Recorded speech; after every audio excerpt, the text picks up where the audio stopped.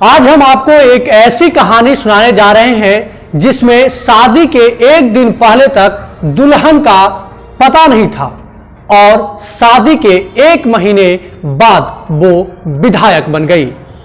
इस कहानी को आप अंत तक जरूर सुनिएगा क्योंकि ये कहानी बिहार के सिवान से जुड़ा हुआ है। यह कहानी सिवान के सांसद कविता सिंह और उनके पति अजय सिंह से जुड़ा हुआ है। नमस्कार, मैं हूं विक्रमादित्य और आप देख रहे हैं बिहार लाइव 7। आज हम आपको एक कहानी सुनाने जा रहे हैं, एक ऐसी किस्सा सुनाने जा रहे हैं जिसे सुनकर आप सोचने पर मजबूर हो जाएंगे। बात ही कुछ ऐसा है क्योंकि शादी से 30 दिन बाद कोई लड़की विधायक बन गई थी। हाँ, लक में था राजयोग जिसे कोई मिटा नहीं सका था और वही हुआ कि शादी के अगले 30 दिन बाद वो विधायक बन गई। यह किस्सा सिवान से जुड़ा हुआ है, बिहार के सिवान जिला से। जी हां, यह किस्सा है बिहार के सिवान जिले से जुड़ा हुआ। आज सिवान जिले के सांसद या फिर सिवान लोकसभा क्षेत्र के सांसद कविता सिंह को हर कोई जानता है और संसद भवन में उनकी आवाज भी गूंजती है। लोकप्रिय सांसदों में से एक भी है, लेकिन 2011 से पहले उन्हें किसी को पता तक नहीं था कि 2020 में यह सांसद बन जाएगी और उससे पूर्व में विधायक रहेगी। क्योंकि कविता सिंह एक शिक्षक और एक ग्राम पंचायत की राजनीति करने वाली महिला की बेटी थी। पिता शिक्षक थे जबकि माता ग्राम पंचायत में राजनीति करते थे। तब एक वाकया यह हुआ कि सिवान के बहुत चर्चित या फिर लोकप्रिय अजय सिंह की माता जी का देहांत हो जाता है और वहां से विधायक की सीट खाली हो जाती है। अजय सिंह के नाम सुनते ही आप समझ गए होंगे, उनकी दबदबा और बाहुबल दोनों कायम है, तो उससे ज्यादा लोकप्रियता भी है। अजय सिंह ने अपने ही बल पर अपने माता को विधानसभा तक पहुंचाया था और एकाएक आकस्मिक मौत के कारण वह विधानसभा सीट से फिर से जगह खाली हो गया था। तब अजय सिंह चाहने लगे कि वो खुद विधानसभा पहुंच जाएं, लेकिन बिहार के मुख्यमंत्री सुशासन बाबू नीतीश कुमार या फिर यूं कहें कि जदयू के राष्ट्रीय अध्यक्ष नीतीश कुमार ने अजय सिंह को टिकट देने से इनकार कर दिया। अजय सिंह के पास कोई विकल्प नहीं था क्योंकि दो बड़े भाई विदेश में नौकरी करते हैं और अजय सिंह के नाम पर नीतीश कुमार सहमत नहीं थे क्योंकि उनकी खौफ पूरे सिवान में गूंजती थी। लोकप्रियता थी, इसमें कहीं कोई शक नहीं है, लोकप्रियता आज भी है, इसमें कहीं कोई शक नहीं है, लेकिन लोकप्रिय होने के साथ साथ उनकी डर, उनकी खौफ भी लोगों के जहन में था, दिलो दिमाग में था। अब समस्या यह था कि टिकट मिले तो किसे मिले, क्योंकि अजय सिंह की शादी भी नहीं हुई थी और कोई बहन भी नहीं थी जो कि चुनाव लड़ सकती थी। ऐसे में अजय सिंह नीतीश कुमार के चहेते थे। उन्होंने कहा कि आखिर मुझे आप टिकट कैसे देंगे, क्या करना होगा। लोग कहते हैं कि नीतीश कुमार ने उन्हें कहा कि अगर आप शादी कर लेते हैं तो आपकी पत्नी को हम टिकट दे सकते हैं अगर योग्य रहेगी तब। लेकिन तब खरमास का दौर था, पितृपक्ष का दौर था। पितृपक्ष में हिंदू रीति रिवाज के अनुसार शादी या फिर कोई भी शुभ कार्य नहीं होते हैं, लेकिन जिसके लक में राजनीति हो, राजनेता बनना हो, उसे भला कौन रोक सकता था।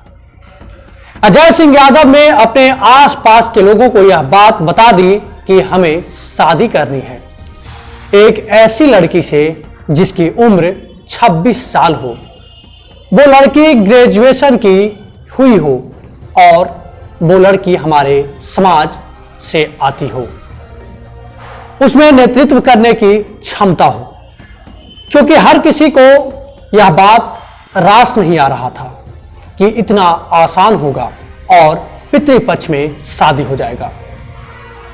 लेकिन अजय सिंह ने जैसे ही ऐलान किया कि हमें शादी करनी है, बहुत सारे लड़कियों ने अपना या फिर उनके परिवार वालों ने अपनी प्रस्ताव को रखा कि हम शादी के लिए एग्री हैं। 17 सितंबर 2011 तक अजय सिंह को शादी करनी थी और 16 सितंबर तक अजय सिंह को यह बात का पता ही नहीं था कि वो किस लड़की से शादी करने वाले हैं।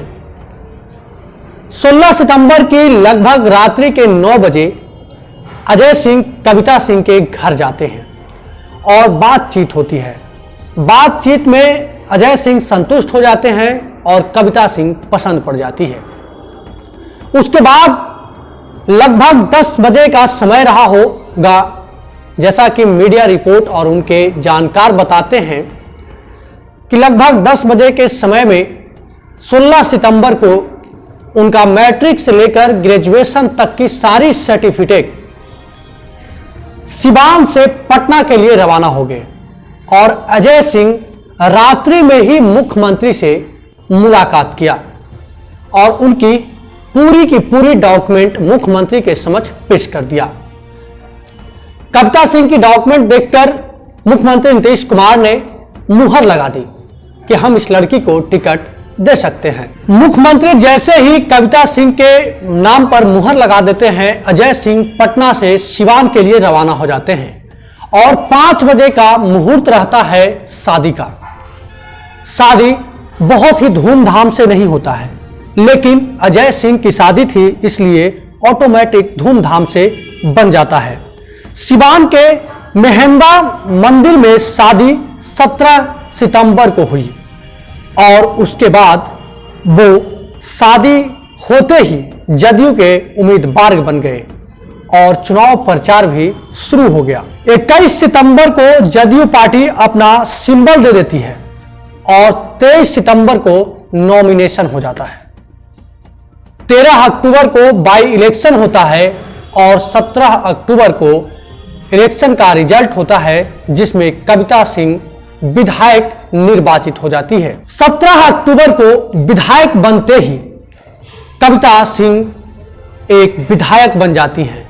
वो लड़की जिसे 1 महीने पहले तक इस बात का पता नहीं था कि वो विधायक बनने वाली है, विधायक चुनकर विधानसभा चली जाती है और अजय सिंह यादव एक विधायक के पति के रूप में परिचय प्राप्त करने लगते हैं। यह बात तो पूरे बिहार में तेजी से वायरल होता है। बिहार के एक एक लोग तक यह खबर फैलती है कि अजय सिंह ने जिस लड़की से शादी किया था वो विधायक बन गई। यह कहानी सुनाने का मकसद यह था कि अगर आपके भाग्य में, आपके किस्मत में जो लिखा हुआ है वो कोई टर नहीं सकता है, किसी के रोकने से रुक नहीं सकता है। इसका जीता जागता उदाहरण सिवान की सांसद कविता सिंह हैं। कविता सिंह को जिन्हें कभी इस बात का एहसास तक नहीं था कि हम विधायक बनेंगे, सांसद बनेंगे, एक झटके में एक शादी की ऑफर आई और ऑफर की स्वीकृति मिली और उसके बाद वो विधायक बन गई और विधायक के साथ साथ उनका एक बड़ा चेहरा और एक बड़ी प्रतिष्ठा, सम्मान शुरू हो गया और आज वो संसद भवन में सांसद के रूप में कार्य कर रही हैं। मतलब इसका साफ है कि अगर लक में राजनेता या फिर कोई बड़ी उपलब्धि लिखी हुई है तो वो आपको मिल ही जाती है। चुनाव जीतने के बाद कविता सिंह ने एक इंटरव्यू में कहा था कि पितृपक्ष में हिंदू रीति रिवाज में कोई भी शादी करना नहीं चाहता है, क्योंकि लोगों का मानना है कि पितृपक्ष में हुए शादी के जोड़े को बहुत परेशानियों का सामना करना पड़ता है। लेकिन हमने पितृपक्ष में शादी किया और आज विधायक भी बन गए। अब कौन ऐसे पिता होंगे जो पितृपक्ष में शादी करना नहीं चाहेंगे, लेकिन ये बात उनके दिए हुए इंटरव्यू की है। पितृपक्ष में शादी होने से उन्हें यह सफलता मिल गई, इस दावे को हम नहीं मानते हैं। हाँ, लेकिन यह बात जरूरी है कि जिसके लक में राजनीति राजनेता बनना हो वो बन ही जाता है।